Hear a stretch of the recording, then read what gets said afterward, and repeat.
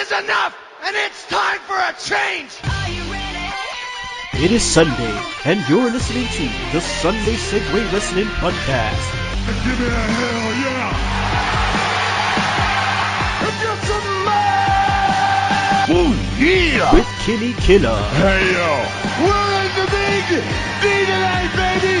And we are live! Woo! I'm the gal them sugar should. The best there is, the best there was, and the best there ever will be! Cause that's the bottom line! The Stone Cold Simpson!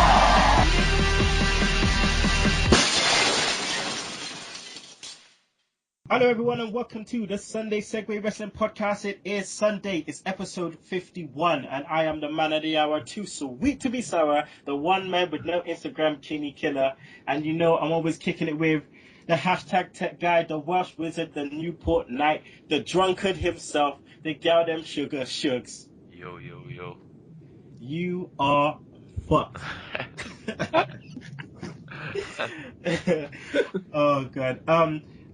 And today we have the return of the Smart Talk report, the Pro Wrestling Smart Talk host himself, Nick Magee. How's it going? It's going good. We also have the return of our head of fan relations, Mr. James Powers. Hello. And we also have the returning master of the top rope elbow, Mr. Steve Dawson. Yes, I am back as well. You are back as well. So, Steve, how was the meet and greet with DDP?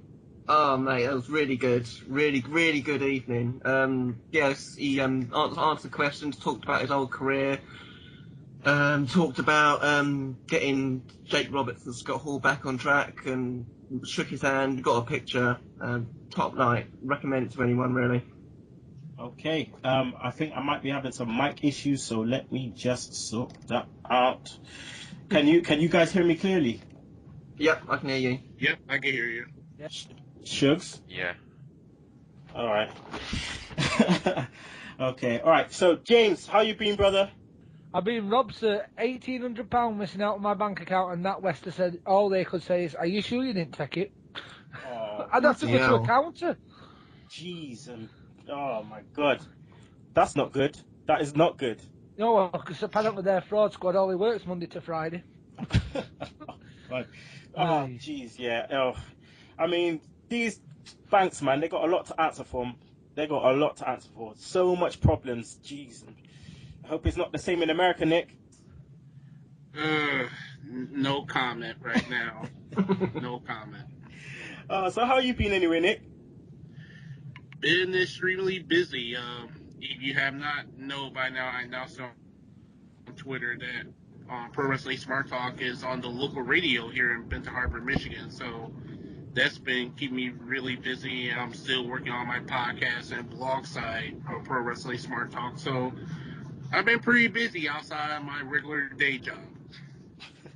Okay. Oh, Shugs. Need I even ask what you've been doing? I'm tired, man.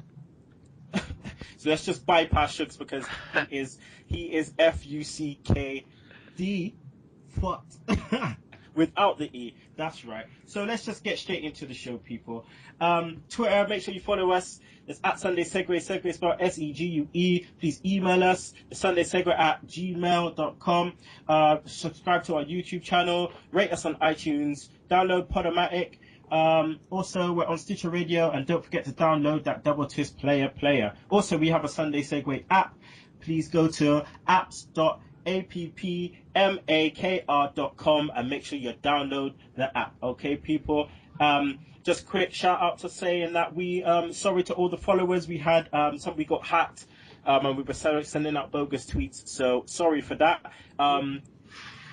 So yeah, we just had to put that out there. So, time for the shout-outs, people. Let's go to Twitter and see who was ready to get a shout-out. We got quite a few, so sorry to people if I miss you. So, quick shout-out to Shelly Partney, Shandini Shah, Slam Fan, obviously Timothy L. Vicious with his new backup account. Shout-out to Roxy's Room, Hill Hicks. Shout-out to Keisha Korea. Willow, that's at Save Us Hardy, Kevilo, Matt Stanton, Chris Jacobs, and Martin Stableford. There you go. There's all the shout-outs, people. Okay, Nick, do you want any shout-outs? Sorry, I dropped my mic there for a minute. Any shout-outs? No, I have no shout-outs this week. James? Yeah, go on. I have to sleep, sis. Yeah, Kylie B19. As always. Ben Finney. Here, Mr. Oliver Ben. I suppose I better give one to Miss Paige Martin, otherwise she might slap me.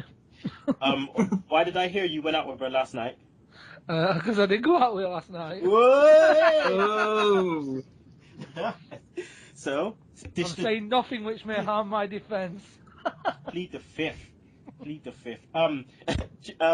Steve, any shout-outs? I haven't got any shout-outs, but I'd just like to use my shout-out time to say something about Revolution Pro Wrestling. I went to one of their shows last night, me and Bingus.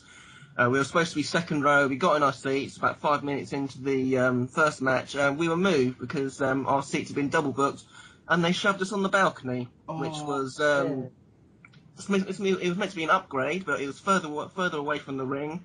And our view was actually obscured, so we actually missed about anything that happened in like the sort of the top left corner of the ring. We couldn't see. So yeah, a few angry emails going off to them today. So I'd just like to say, screw you, Revolution Pro Wrestling. Yeah, a big fuck you from me, you bastards. And we're gonna bypass Shugs because I think he's holding a couple Z's right now. So shout out to Smirnoff. You've been good to me. Oh, I know man was knocking that back hard last night. Hard. Right. All right. Let's go straight into Raw then, people. Segment 1, we had Hogan, Cena, and Bray Wyatt. James, Hogan comes out, good pop. But he's getting a bit annoying for me now because he started to sound like the dude like selling something at Camden Market or something, like just trying to always trying to sell me something. Like it just seems obviously he's a consummate professional, but he's just sounding so scripted. Do we need to see any more of him before Mania, James?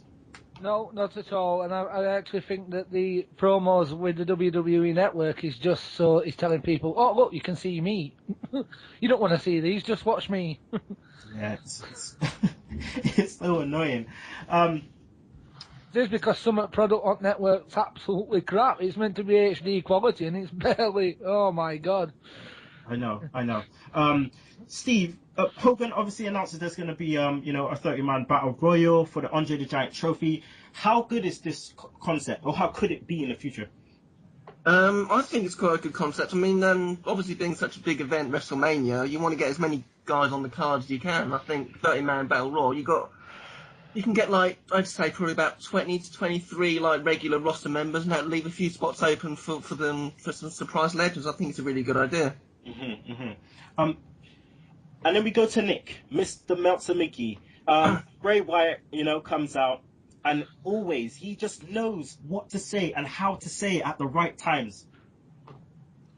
He completely outshone John Cena. I mean, Cena literally stood there like he was about to poop on himself, and he came back with this lame butt response. I don't know what he said, but it was completely stupid. And if you notice when you watch Smackdown this past Friday, they completely aired out Cena's response to Bray Wyatt because it was so dumb. Far as Hogan announcing the Andre the Giant Memorial Battle Royal, I think it was a great idea. It's very traditional, basically giving back to 30 years of WrestleMania.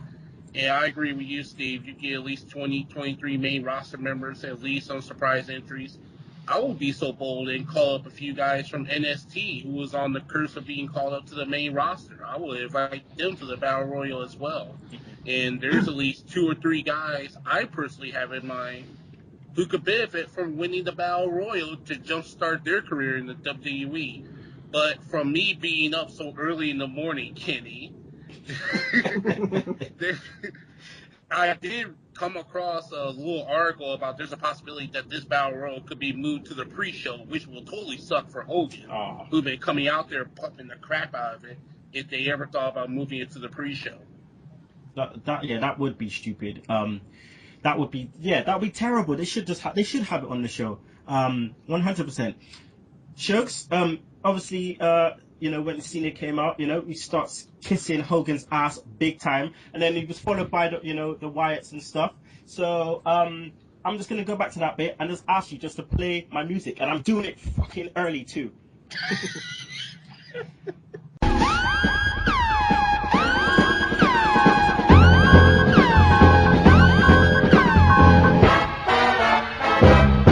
Cena. This is why I fucking hate this character. This is why, right? Bray Wyatt coming out, he's saying some serious shit, laying it down and down. You guys are liars, and I'll tell you something, John Cena, right here, right now. Like, he is serious. And you come and you give some bullshit response. You give some goody two shoes, I'm gonna take the piss out of you. Get fucking serious. We ain't selling no tickets with your ass up there spitting this shit. We said it last week and we said it the week before. You need to start getting serious, bruv. Because if you don't, we ain't selling shit. You ain't selling nothing. Shugs, if Cena continues to do this kind of promo shit, how much will it affect the credibility of the feud? Maybe even a push for Wyatt? Well, I just think it's the standard Cena bullshit. Like, he tried it with Rock, and like they sort of went back and forth because that's the same type of shit Rock does. Really goes with like the immature humor. So it sort of worked there, but then it doesn't fit with Bray Wyatt. Somebody like making jokes because he just has to, whatever Cena says, he just has to ignore it. So it's like it's not worth him saying anything. So he needs to come back and needs to start getting, intense and serious rather than just busting his fucking shit jokes. All right, that's enough of that. Let's go on to segment 2, which was more of John Cena versus Eric Rowan. And Steve, over the last couple of months, we've been, taking shots at Rowan and so on and so on. But during the match, in the last couple of weeks as well, it seems like Rowan's been improving. Yeah, I think he's still the weakest member of the family, but yeah, he's been improving. But I didn't think much of this match, to be honest. Far too short. And going back to what you were saying about the Bray and Cena feud, I think Bray should try and get inside Cena's head. Maybe have the family abduct Nikki Bella and play on that, and so Cena really loses this shit and takes it seriously. Yeah, I don't think anyone wants to abduct that bitch. That would be freaking awesome if they abduct Nikki Bella. I will totally fall in love with that. That could be an episode of Total Diva as far as I'm concerned. They'll probably bring her back after about 10 minutes, just saying, fucking hell, you deserve a medal, mate. You can have it, you can keep her. You can keep her. Yeah. Don't give, as they say, don't give us people you don't want back. So just give them to him. Oh, God. Shugs, Cena won with a roll up. And by the way he reacted, they're trying to sell the win like he got the win by the skin of his teeth. Was this the right thing to do, for Rowan, or the wrong thing to do for Cena? Well, I just think obviously next week he's probably gonna take on Harper, on a one-on-one, and then we've got what have we got then? 2 weeks left. Yeah, something like that. Yeah, so they're probably just gonna build in some a 2-on-1 match after that. So they're probably just gonna keep him and Bray apart, and he's gonna go through the Wyatt family, and then it'll be Bray left. So I think it was just a step on the road, really. That'll be an interesting one next week. I think Harper, if it is tomorrow, Harper against Cena, I just want him to just alligator roll the hell out of Cena's head. Just alligator roll him up, man. It'll be some good spots for Harper. I think it'll be a good performance. That's if they go down that route. Let's go to segment 3. Usos versus Rybaxel. James, Usos get the first run out as champs, and they're clearly over. But what was your thoughts on the match and how far the Usos can go as champs? It was a good match, but I don't see the point of putting the newly tag team champions out against the middle, like Rybaxel as they are, and giving them 2.5 minutes, what that much longer. And I think it's more tongue-in-cheek when it comes to Road Dogg a minute, because if they split Real Americans up, there ain't hardly going to be any tag teams left by WrestleMania. You're going to go back to John Cena being a tag team champion for storyline purposes. Yeah, no, Nick, going back to what James was just saying about the splitting up of the tag teams, does this mean that obviously the Ascension then comes up, and then, you know, we see the Ascension against the Usos as the next feud for the Usos? Yeah, you basically took one of my talking points right there. I think this would be a great opportunity for the Ascensions to get called up to feud with the Usos. And don't count out Rybaxel quite yet. I think there's still potential there. And another tag team that still has potential, which is sort of flirting out there, is still Cody Rhodes and Goldust. They have completely nixed the idea of splitting them up, and they're still a tag team. And to me, they're still very well relevant. And I hate that the Real Americans go get split up. I gotta understand the popularity of Cesaro in the last month or so. So the tag team division is kind of shaky, but you can still build a tag division with the current roster that you have right now. You just gotta find the best mix of wrestlers that's available on the main roster. Hawkins and Ryder. Oh my God. The American Wolves just snapped them back from TNA. No. Stay there, actually. Let's go on The Wolves are terrible at TNA right now. They push them way too fast, and it's kicking TNA in the butt right now. Like, they're small guys, and they're putting them over like they're some kind of security for MVP or something. Like, I don't get that. Anyway, let's go on to segment 4. Big E versus Swagger. Same match that we saw, 2 weeks ago, Shugs. But the key part of this was like what happened after the match between Cesaro and Swagger. Just give me a little bit of your thoughts, really, on on the interaction between Swagger and Cesaro, and even Uncle Zebekiah, because we saw some some new babyface characteristics from Cesaro, with the handshake and stuff. Yeah, I just think they're trying to build this. I don't know when they're gonna announce the match, obviously, because we still got 3 weeks to go. So when they're gonna actually say, or when the break's gonna be, so they're gonna actually be fighting at WrestleMania. But yeah, I think the build is going all right, and it's making Cesaro look good, and it's building interest in them actually fighting. We're gonna see a reason for them to fight. So this back and forth and tagging each other in when they don't want to be and different things like that. I just think that it's actually building so where we're gonna actually be interested in them fighting. Big E is definitely getting lost in the equation now, Steve, isn't he? Yeah, he's. I think the IC title's gone back to the level it was when old Dry Lunch had it. I mean, he doesn't seem to have much of a character. I mean, he had the he's got a lot of experience in powerlifting, and I'd like to see them do something like that. Maybe have video packages of him at strongman events or powerlifting or something. Give him something to do. I think they should have still given the 5-count man from NXT. Yeah, that's another thing they could do. And also, I don't like the fact that the IC champion's being used as a sort of like a prop in the breakup of a tag team. I think it should be someone else. Mm-hmm. Yeah, totally understand. All right, let's go on to segment 5. Undertaker and Paul Heyman. James, Taker comes out, and before he can even say anything, Heyman appears. And this promo was absolute gold, wasn't it? Absolute epic promo. I've said it once about Paul Heyman, I'll say it 100 times. Why does he have to say Brock Lesnar's name 60 bloody times in a sentence? Is he on commission for how many times he says it? Brock Lesnar. It was a good promo, he put it across, but realistically, any wrestling man would see that if Undertaker's going to lose that streak, like it or not, it would probably be Cena. Oh, for fuck's sake. Yeah, exactly. I don't think anybody's going to ever take that streak from The Undertaker. I think he'll be done next year because it's in Texas, isn't it? Mm-hmm. I mean, it was the listing, though, of the achievements and all that kind of stuff. And then you got who was it on commentary that made a mistake and saying, oh, yeah, Undertaker's never fought Brock Lesnar. And then someone just came in and just kind of corrected him. Yeah, at WrestleMania. Don't forget the feud between them which ended in a Hell in a Cell match for the undisputed title. You dick. Probably JBL then. Michael. Oh god. Nick, do you think that Taker needed to just give a little bit more though in terms of building this Mania match instead of just saying a couple words here and there? Taker really didn't have to say nothing. He could have pulled up in his little wheelchair and just took a seat, because Heyman just sold the entire feud in the match. I mean, Heyman is gold. I mean, Heyman could sell this trash can I'm sitting next to right now.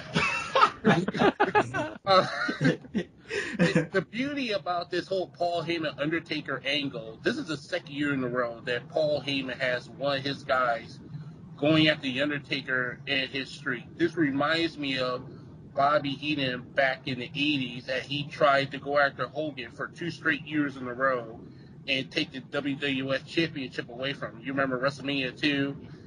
Bobby Heenan managed King Kong Bundy. Then the very next year at WrestleMania 3, obviously, Heyman managed Andre the Giant to go after Hogan. So this reminds me of that a little bit. And it was a great throwback, and it was an epic promo by Heyman, as always. You gotta love Heyman, man. I'm looking forward to seeing the Paul Heyman DVD that they're working on at the moment. That should be out soon. That'll be definitely be an interesting watch. Segment 6, we saw CodyDust versus The Shield. I mean, Steve, you know, the whole match, you know, was obviously centered around Rollins. I mean, WWE are doing really well to showcase this guy right now, aren't they? Yeah, I think he's the best member of the Shield from an in-ring standpoint. And I was surprised when last week, 2 weeks ago, when he left them high and dry. Yeah, I just really enjoyed this match. They got such good chemistry, these 4 guys. They've obviously last year they were feuding a lot. Mm-hmm. I mean, if you look at the end to this, all right. Look at the end. You flip right. The moves that he did. This guy did a flip onto his feet. Yeah, caught the disaster kick into an exploder powerbomb and then a dirty ass curb stomp. Like that move just sells itself. It's just standard. That move is just like that's the kind of move shifts that you see in Wales, in it, on a night out when someone's scrapping. Every Saturday, mate. I'm just gonna curb stomp your face, like it's just too much L for you. Shugs, give me your thoughts on the match though.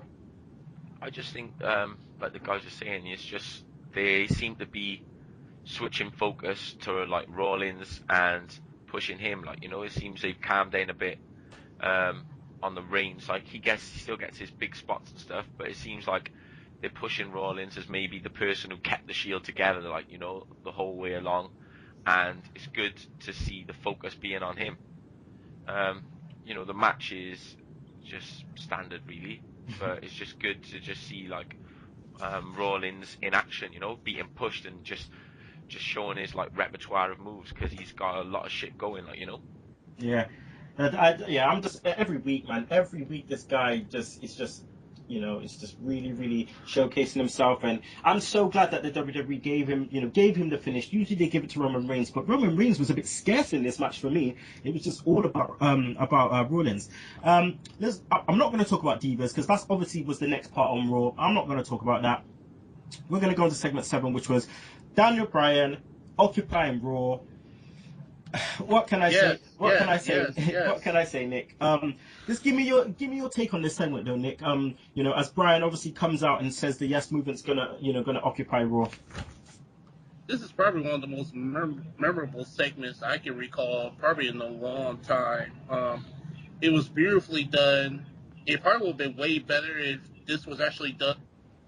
If it was done in Chicago about a week or so ago, it would have got more of a reaction. Just Triple H and Stephanie and their interaction with Daniel Bryan, with the Yes Movement was brilliant. It was beautiful. Is it me, or does Stephanie McMahon sounds even sexier when she gets angry and starts pitching her voice? Having it for a reason.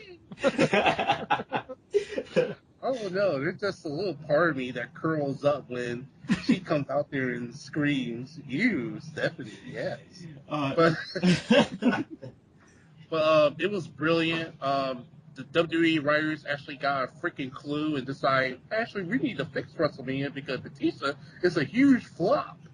So they did the right thing by booking this match between Daniel Bryan and Triple H. And even though a lot of people are saying on record that Daniel Bryan is going to win this match and be part of the triple threat, my score will be, what happens if he loses? Oh, no. What happened if he loses? Will people collectively around the world turn off their TV and refuse to watch the remainder of WrestleMania? Will they purposely push this match back to the second to last match just to make sure you stay on the whole 4 hours? just in case he loses. I mean, think about that for a minute. Yeah, that's actually, I'm thinking about that hard now, and I'm thinking, geez, they better not do that shit, because we're doing a live WrestleMania show, and people are gonna hear all kinds of swear words if this shit goes down. If this shit goes down, but that's an interesting point. Obviously, to me, that comes to mind. Are they gonna make him lose? What happens if he does lose? Is it gonna be at the beginning of WrestleMania? Are they gonna keep us intrigued to see what happens? But I mean, think it comes to where they schedule the match, doesn't it? Yeah, I mean, sorry, Karen James. If it's early, he goes over Triple H. I seem to think he will go over Triple H, but Triple H will stop him winning the title at the end. No. That's that. Yep. I think personally, it's going full circle. To SummerSlam? Not to SummerSlam. I reckon Daniel Bryan will win the title when he cashes Money in the Bank in on Orton. It'll go full circle. Do you reckon that would? Why would they take so long though? Why would they take so long to? God knows why you cannot do it. sell the fan base on that. I'm sorry. That's just too long. You cannot sell the fan base on that. Yeah, that is too long, because especially whereas this whole Triple H and Daniel Bryan thing, it started at SummerSlam, then it kind of petered out because Triple H was going through this thing with Punk. If it went all the way through, then I could kind of understand. But we've had gaps, so many gaps in this whole thing, and they've thrown in randomness into randomness. There's only so long you can kind of stop pulling the trigger, before your hand before the gun kind of blows up in your hand. Like, you've got to pull it while it's fresh, man. Cop that bullet and shoot that shit straight away. But yeah, I mean, James, I'm gonna go back to this whole Steph thing, because in this moment, Steph was epic. She seemed like she was Vince McMahon. Get out of my ring! Like, she proper brought it, man. And she's elevated herself so much on TV, persona once again, like. She's absolutely brilliant. I was watching it live. I watched Twitter as I'm watching it. Somebody was very quick to point out that her brother Shane actually does own more shares in WWE than she does. And a lot of people are hoping that he might turn up before WrestleMania. Shane O'Mac. If I ever hear that, here comes the money! Money! I just love Shane O'Mac, man.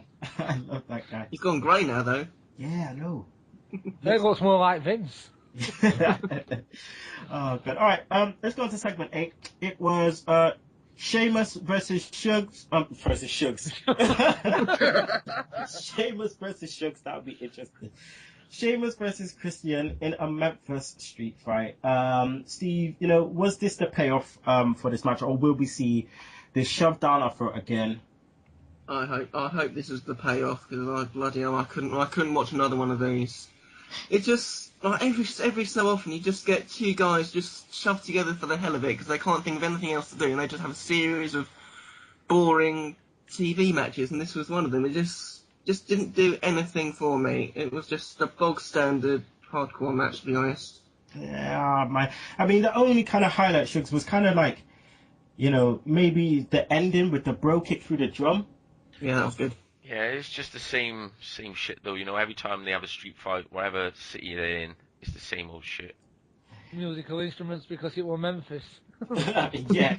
You know what? Whenever they're in Tennessee, like in Nashville or Memphis, they feel comfortable to have like a drum set or a guitar out there. It's Music City, everybody. It's Tennessee. So stereotypical. As a black man, I'm offended. Just imagine though, like, all these different places they have the street fight. We're in Saskatchewan street fight. We're in bloody Arkansas. Like, they're really, it's just stupid. And they're saying this for the, interactive, blah blah blah. But the fans don't want to vote on that shit, man. They don't want to vote on that shit. They want to vote on stuff to see if, like, just something not to do with that, really. But I don't think it matters if fans do vote, though, because they've already decided what they're going to do beforehand. Obviously, we've got the instruments here ready and waiting. Shugs, man, did you see the Twitter picture of Sheamus's back? No, but every time Sheamus has a match, he just gets fucked up, don't he, really? He's the welts, man. The welts on his back. Yeah, I've seen that. Really nasty. Somebody who's that fucking transparent, it just makes him look even worse. Yeah. He's like tracing paper. Man said transparent. Oh my god. Let's go on to segment 9 then. Which was the final segment of Raw. Bryan and Big Show versus Batista and Orton. Steve, I always find like a tag team match at the end of Raw is kind of hard to watch. Like, should they have maybe swapped Bryan's occupying of Raw with this match? Yeah, definitely. The Bryan segment was just fantastic, and it definitely should have been the main event segment. This match, it was just sort of like typical pay-per-view build-up. Let's just shove all these people who are in a match together in a tag team match and just waste 15 minutes. And it was just Big Show wasn't doing anything. Batista was getting blown up after 10 minutes again. He needs to work on his cardio even more. And then we had JBL yelling at Michael Cole, "Call the damn match! Stop talking rubbish!" As if calling the match is something they normally do. Exactly. They never normally call the match. They are really starting to piss me off. Like, they are really starting to piss me off. Like, for all that time that WWE spent piping in sound, on Smackdown, I just hope at the end of WrestleMania, when Daniel Bryan wins that title, they pipe in JR's voice over Michael Cole, saying the Bryan era has begun or something. Just get rid of Michael Cole, because I do not want to hear his voice at the end of that shit. I don't want to hear him selling, this crazy win. In fact, just bring William Regal and just put him in there. Just put him in there, because I love Regal, man. Regal on commentary is just too sick. Did Jerry Lawler have another heart attack and we just put in William Regal? All right. I wouldn't say that. That's kind of hard. That's kind of hard.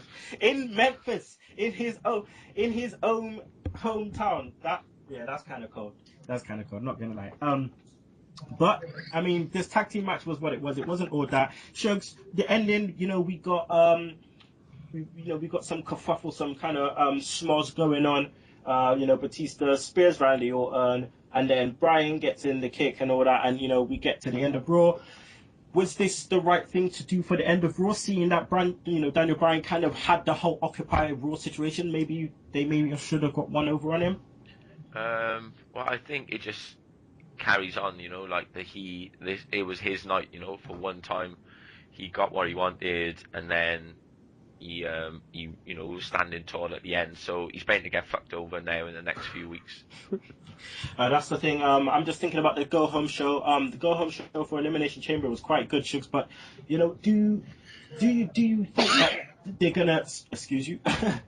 Do you think that this go home show they're gonna pull out all the stops? I think so. Before WrestleMania, they're gonna want you to tune in. They're gonna be pushing the network hard and all shit like that. So I think, it's gonna look like there's no way Bryan can possibly beat Triple H, or even get to the main event. So I think that they're gonna, throw everything at Daniel Bryan, like for the go home show anyway. Okay. James, any other thoughts on Raw or just the main event in general? Well, main event, I agree, it should have been the other way around. The Occupy Daniel Bryan thing should have been last, but with the Occupy Daniel Bryan thing, I get they're pushing it, they plan to fans, but why would you have the timekeeper stood outside of Daniel Bryan? I noticed that straight away. I'm like, timekeeper. They just had everyone, from the kitchen crew, the seamstress. They had the seamstress from Total Divas in there. Well, they're all wearing the same shirt and they all had bright orange bands on, so... Oh man, they had everyone from the back up in there. I swear I saw Harvey Whippleman up in there as well. Jeez. Anyway, that's the end of Raw, people. So Nick, please can I have your Raw rating, please? I will give Raw. I'll give it 8 out of 10. I'll be nice this week. Okay, 8 out of 10. That's not too bad. Shugs. 6. 6. James. I had 6 as well because it repeat matches. And Steve. I'm going with 7. I think the Occupy Raw segment pushed up a bit for me. Okay. All right, people. Well, that's the end of Raw. We're gonna go into the Raw feedback right now. So Shugs, I'm gonna start. We got an email from Joshua Smith, who will be on the show in a couple of weeks. So he starts by saying, Hogan plugged the Battle Royal well. If you didn't see Lance Storm's tweet, he suggested it's possible to have one person from every WrestleMania compete, which would be amazing. Love Bray Wyatt and Cena shooting on each other. Unsure why the Authority apologized. I didn't get the point in it or why it happened. Unfortunately, for the first time, I did not enjoy an Uso match. It was just predictable. Maybe if they won the titles at Mania, I would have hyped. But I'm already thinking of the other contenders. Enjoyed the segment with the Shield and Kane, made me laugh. I'm a huge Big E, Langston and Cesaro fan, but Big E is the IC champ. Why is he laying down for the real Americans? Their breakup needs to be done another way. Didn't get why Taker was advertised to make an announcement when he did not announce anything. Really enjoyed the Rhodes versus Shield. Enjoyed the slow burner of the breakup. Absolutely loved Occupy Raw rant. Why are people still mentioning Punk or saying this was obvious it was going to happen? I love Punk in the ring, but he's gone. Yes, I'd be happy if he come back, but he has gone. Enjoyed the street fight, but please, no more Sheamus and Christian. Decent main event. Glad Bryan got the pin. 8 out of 10 for his rating. Alright, M. Cook. I like the idea of an Andre the Giant battle. Memorial Battle Royale. I would have as an annual match every WrestleMania with a winner getting a WWE World Title shot in the next pay-per-view. I noticed we did not have an Emma match. I hope this isn't here being relegated to superstars already. If it is, I blame that no good Santino Marella all the way. I thought Jack Tunney banned Cobras anyway, or did Gorilla Monsoon scrap that when he took over? Love Wyatt's promo, but it was obviously ruined by John Cena and that stupid singing. Will we have to get The Rock and Steve Austin to show him that song is really sung? I like the story development of Triple H versus Daniel Bryan and the Occupy Raw stuff on Triple H, Daniel Bryan, and the stipulation of Bryan getting the title match if he won was always going to happen. The fans, I don't think had any involvement in that. Nice to see Rick, WWE sign guy in the ring though. Divas match was at the shite, but did like Natalia's nod to Owen Hart by saying enough is enough and it's time for change. I thought the Undertaker segment was okay. I like Paul Heyman's promo about the other wrestlers not being able to win more than 4 matches. Christian never wins a feud, and now he has cuts and bruises all over his body. He looks like he was drinking with gangrene and Edge. Let's come back to haunt him. But the main event, I was getting bored of the show. How can Batista be gassed like in a tag team match with that? Can he not breathe with the nose ring? It was an okay show. Lots of things happened and matches already announced. I couldn't get into the show like the last couple of weeks. I just want to see WrestleMania 30 now. 6 out of 10. 6 out of 10. Okay. And we have Brendan's banters from the rapping Brendan. Hogan brother WWE Network promo or not another. Hogan announced a battle royal. If Zack Ryder is not on the card, my blood will boil.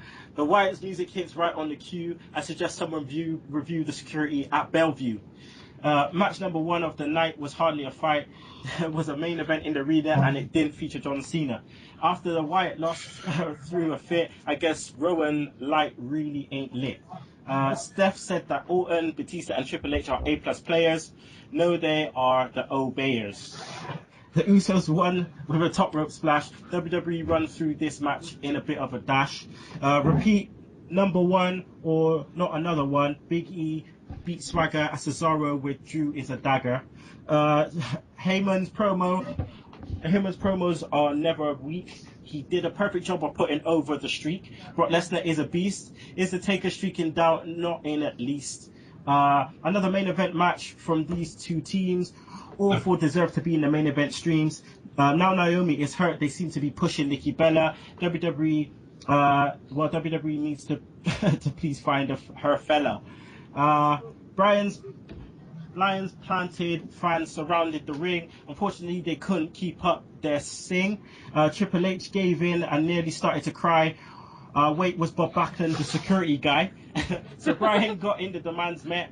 This has surely changed the WrestleMania concept. Repeat match number 2. This storyline is kind of poo. Big Show took an RKO. Daniel Bryan hit the running knee on the go. Bryan went over the champ and number 1 contender. Is this Bryan's time or is this another pretender? 6 out of 10. Is that it, Shugs? Yeah, man. Yep, that's it. All right, so Shugs needs a break because he's still drunk. So we're gonna go on a break now, and we'll be back with Smackdown in 60 seconds. Shugs Drunk Stunners, the Smart Talk report, and Beat the Clock. James versus Steve, the rematch. Don't you miss it. Be sure to listen to the Sunday Segue Wrestling Podcast. What? Every Sunday with Kinny Killa and the Galdem Sugar Sugs. Yes! With all the news, views, and laughter that you want. They like jet airplanes. They like long limousines.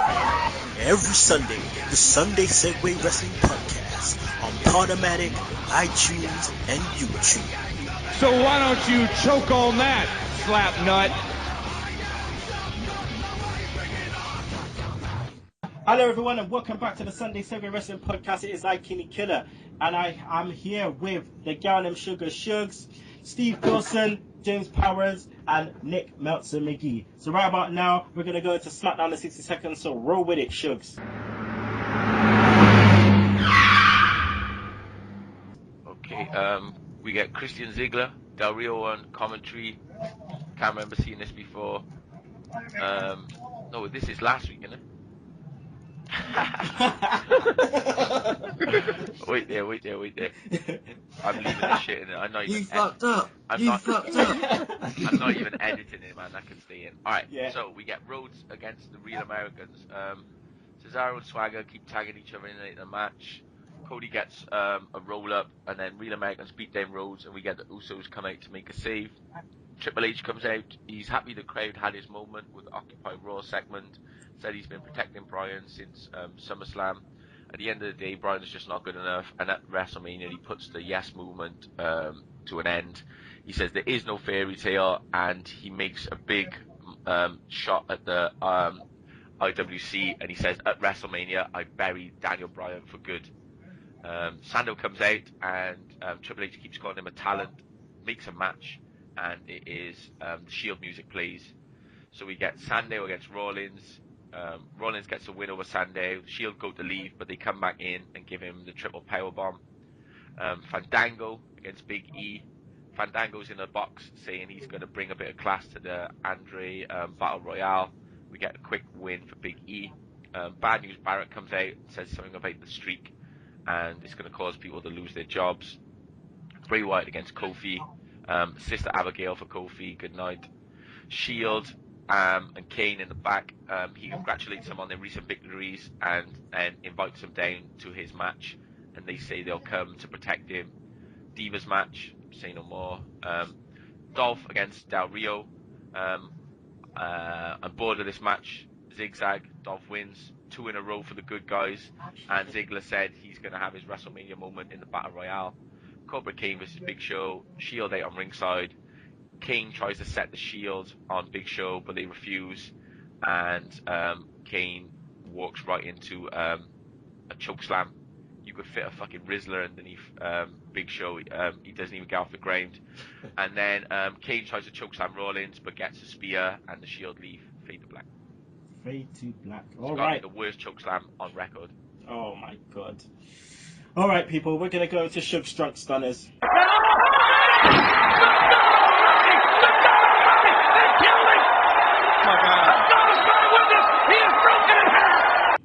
Okay, so Sugs Stunners. Jobber of the week.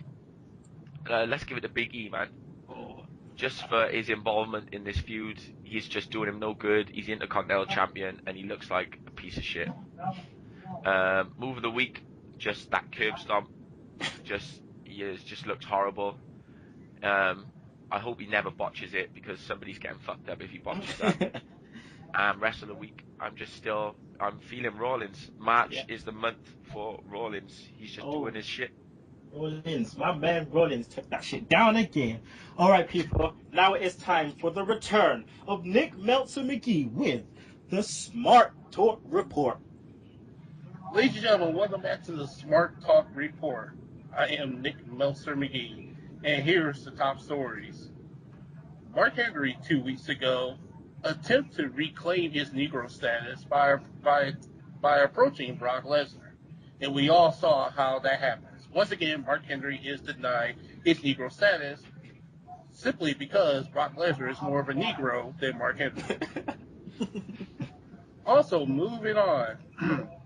The Occupy Raw movement took place last Monday, where Daniel Bryan finally got his opportunity to face Triple H at WrestleMania. With the stipulation, if Daniel Bryan wins, he will get a title shot.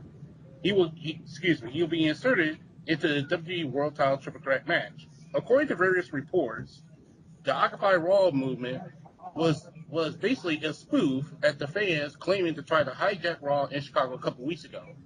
And according to a report from WordsOfPain.net, some of Stephanie McMahon's lines in the segment was about disrespecting her family. Some of the lines that she said was disrespecting her family and how she owns Bryan were said to be more or less how she feels about CM Punk right now. Well, I guess Stephanie's real feeling is, Punk, why couldn't you bang me before you walk out the door? And in other news, Jeff Jarrett, yes, our good friend Jeff Jarrett, been teasing for the last several weeks that he has a major announcement coming up the day after WrestleMania. Double J, for the love of God, just go ahead and announce that you will be opening up another wrestling company. It's being called TNA 2.0, which simply is going to suck, and over half of your roster will be in the welfare line waiting for their food stamps and cash assistance. Just go ahead and say all that. No one gives a darn about you opening up another failed wrestling company. Take note from Eric Bischoff, for crying out loud. Also, in other news, Stacy Keibler announced that she is pregnant. Oh, shit. I guess George Clooney said, that's not my baby.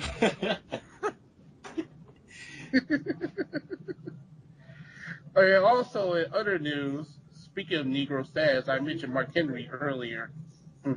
Xavier Woods tried to reclaim his Negro status, I believe, on this past episode of NXT. Fuck that But motherfucker. as usual, Xavier Woods would never, ever, ever get his Negro status. He will never get it. I'm sorry. In concrete.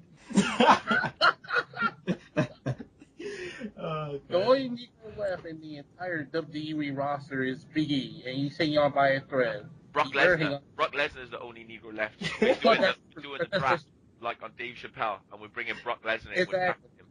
Hey, Brock Lesnar is my number one pick, and my number two pick is Nikki Bella.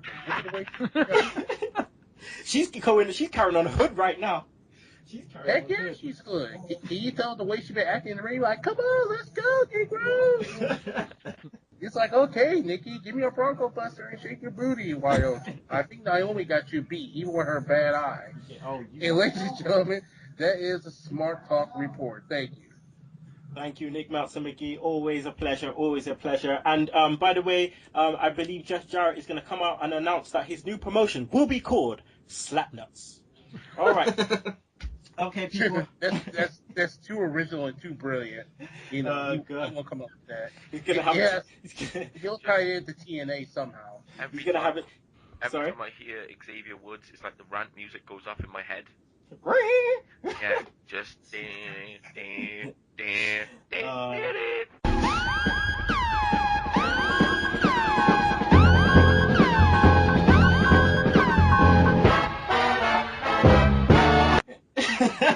I'm just waiting for Jeff Jarrett to bring out Tennessee Lee and just, it's J-double-F, J-double-R. Gloggy sleeper.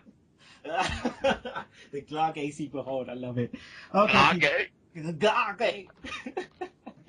Okay, people. It is now time for the return of Beat the Clock trivia, and it is the rematch.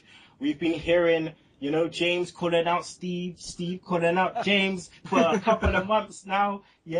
Steve wants his revenge. It is time, people. It is time. So, without further ado, can combatants step up to the podium, please? Right about now. Who wants to go and pick a set of questions first, please? A or B? Who wants to go? I'll go A. You'll go A? Okay. We'll go A. All right. So, James, you'll be going first with B questions, okay? Go on, then. Here we go. All right. Let's just wait for this time to peter out. All right. You know the rules? You remember the rules? Yes, I remember the rules. All right. Here we go. Okay. You ready? I'm ready. All right. Go. Who did Edge beat to win the first IC title? Oh, crap. Goldust. No. Pass. Name 3 teams or people who were managed by the $1 Million Man. Teams. Erwin Eicheister. Yep. Earthquake and pass. All right. Name 3 WWE storyline couples. Storyline couples. Edge and Lita. Yep. Lita and Matt Hardy. Yep. Maria and Santino. Yep. Which pay-per-view did Brock win his first WWE title? You better know this one. Pass. Vader, Oh my God. Vader was managed by Paul Bear. True or false? True. Yep. Who won the '95 King of the Ring? 95 King of Viscera. Yeah, I'll take that. Whose finisher is called the Playmaker?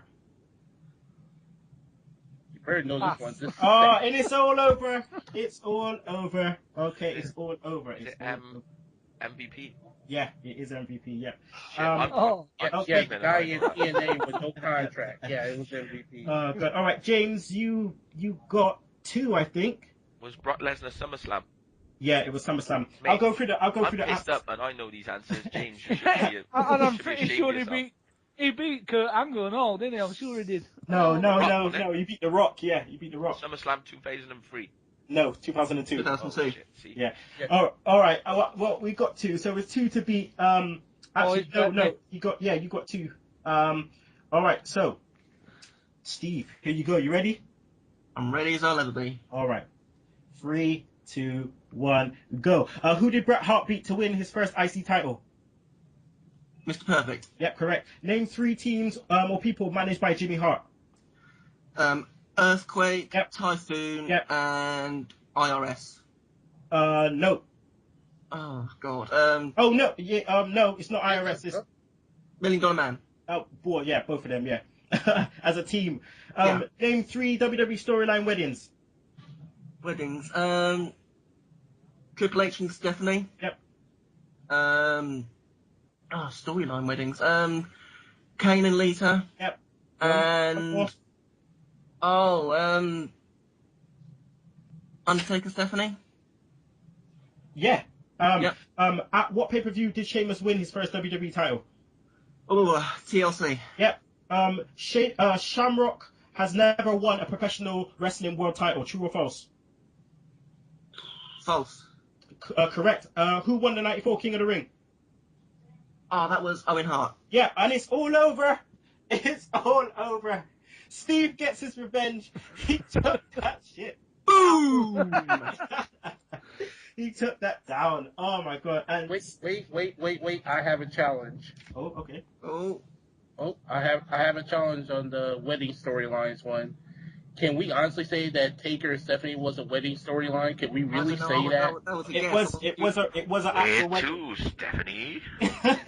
It was classed as an actual wedding. I was clutching at straws for that one. That was a Yeah. guess. You have to do Yeah. the screen then.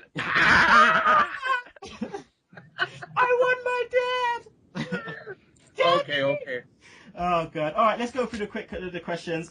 Who did Edge beat to win his first IC title? Anyone know? Jeff Jarrett. Yes, it was. Name 3 teams or people who are managed by the $1 Million Man. You could have had, so you had IRS, you could have had Tatanka, King Kong Bundy, 123 Kid, Sid, Austin, Bam Bam Bigelow, Karma, Mustafa, Nikolai Volkov. Yeah, you could have loads. Name 3 WWE storyline couples: Edge, Spike, and Molly Holly. Yeah, there were loads, man. Which pay-per-view did Brock win to win his WWE title? We said SummerSlam. Yep. Vader was managed by Paul Bearer. Who won the 95 King of the Ring? It was Viscera Mabel. Whose finisher is called the Playmaker? It was MVP. And then Steve, yeah, man, you pretty much got all of them right. All the ones that you said you got right. So well done, Steve. You took it down. I took it down. That's 1 for 1. He said he was gonna come for it, and he came for it. So well done, Steve. You got redemption. Let's see if any more calling out is going to be done. Right about now, I'm going to call out anyone.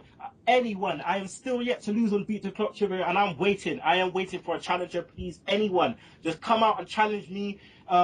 You know, if I lose, I lose. I'm not a bad loser, but I'm telling you now, I'm an even better winner. So just come on, bring it. I'm ready. Twitter is going to be shooting up right now. I would love to see Axel Mulligan face you, sir. That would be a battle. I would love to see that too. Axel, hey, listen, bring it on. I'm ready. I've asked you to be on the show. When you come on the show, it's me and you, player. Questions by James Powers. All right, people, and that's the end of the show. That is. Hold on, Kenny. I think Pro Wrestling Smart Talk would love to get in on this as well. Oh, hey, come on. You know. Oh, brother. I will bring it. Okay, that's it. That's my next challenge right there. There you go. That is the next challenge. The next time, okay, Nick Meltzer McGee is on. We will be having Beat the Clock. Me against Nick Meltzer McGee. It's on. James, you want to do the questions, or I will set you the questions, sir. Not a problem. I will let you know when he is back on next month, and I will let you know the date. Okay, it is April. He will be back on. Bam. I think it's April the 13th. I think it's the 13th. Yeah. So April 13th. It's on, player. It's on, sucker. All right. Coming for you, sucker. Bring it, slap nuts. All right, people. That's the end of the show. You know, I cannot do this without you guys, so I just want to quickly thank Nick Meltzer McGee, you know, getting up 6 a.m., doing the Smart Talk report, always appreciated. Thanks, man. Would you like to quickly plug your stuff? Thank you so much. You can check out Pro Wrestling Smart Talk Smart Chat on youtube.com/PW Smart Talk, and you can catch it on Podcast Garden and Stitcher Radio. As I stated earlier, Pro Wrestling Smart Talk Radio can be here locally in Benton Harbor, Michigan on 105.3 FM, and will be streamed live on youtube.com/PW Smart Talk every Thursday, 7:35 p.m. to 8:05 p.m. here in America/Michigan time. So please check me out, everyone. You can follow me on Twitter at PW Smart Talk. There you go. You know, can't do this obviously also without the head of fan relations, James Powers. Please plug Wrestling Rambles. Yes, everybody, check out my Wrestling Rambles show, available on YouTube and Podomatic, mostly available Thursday afternoons. Also follow me on Twitter at JamesPowers33. Yeah, and the master of the top rope elbow, as always, you know, he's a brother from another mother. Please, thank you, and please tell people where they can find you on Twitter. Yeah, you can follow me at Top Rope Elbow. Thanks for having me, guys. No problem. And you know, I can't do this without the guy of Sugar Shugs. Last night he got mashed up. He's still on, no matter whether he was 10 minutes late. He was here, people. He was here. So thank you, Shugs. Yeah, man. Cool. All right, people. There's not going to be in the words of this week because right about now we have a promo for next week. It is the 1 year anniversary, episode 52 of the Sunday Segue Wrestling Podcast. Oh my God, this is a big landmark for us. We are very proud of it. I have done a special promo set, which I have sent to Shugs. It will be in the Dropbox, so Shugs, make sure you put this at the end of the show. It will be... Be lucky if there's a show. It will be me spitting a nice promo to the Terminator 2 soundtrack theme song. There you go. So, if you don't like it, you can choke on that, slap nuts. Woo!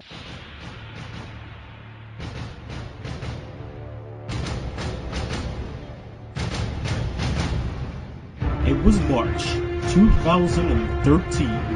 The Sunday Segue Wrestling Podcast was born. Two men decided to come together to create something so unique, so funny, to bring laughter to the world and transcend time.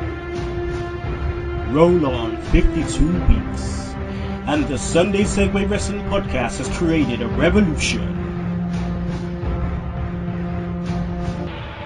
The time has come. March 23rd, 2014. The Sunday Segue Evolution begins now.